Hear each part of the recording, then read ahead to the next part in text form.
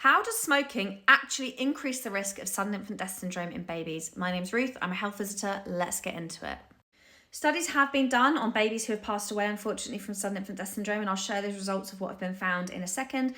But I just want to let you know that if you smoke in pregnancy, this increases the risk of sudden infant death syndrome dramatically.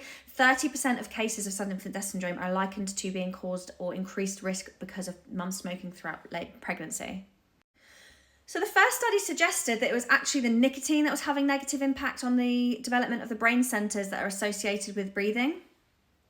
States that nicotine exposure can lead to altered breathing patterns and ventilatory responses. And the ventilatory responses is the ability of bringing the oxygen into the lungs, I believe.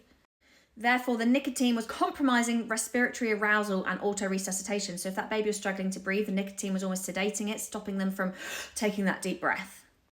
So babies of mothers who smoke during pregnancy, they have more pauses recorded in their breathing, and increased risk of infant apnea and decreased ability to wake up from sleep in response to the low oxygen levels.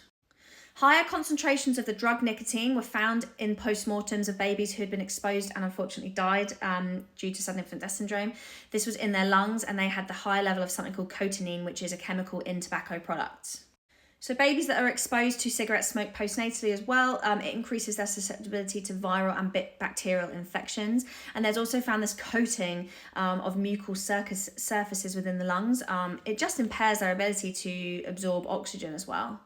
SIDS is very, very rare on its own. It typically decreases dramatically by around the age of 4 months, 4 to 6 months, and again at 8 months. It's still very, very rare. But if you smoke around your baby or you smoked in pregnancy, unfortunately, the statistics show you are increasing that risk of sudden infant death syndrome, quite dramatically so. I know it's hard, but it's genuinely not worth risking your baby's life over smoking. And I know it's, again, not as easy for me to, it's easy for me to say that here, sat externally talking to you. There are things you can do. We can support you as health visitors. We can do referrals to smoking cessation, and there are things we can do to help stop you from smoking. At least whilst you're pregnant, and then maybe postnatally, we can talk about getting a plan in place on protecting your baby from smoke. If you are going to be around people that smoke, making sure they smoke outside with a smoking jacket and taking that jacket off when they come inside so their clothes are protected. It stays in their lungs for quite a long time. If you have any questions or want me to cover any other topics when it comes to sudden infant death syndrome, please put them in the comments and I will create a video responding. Take care.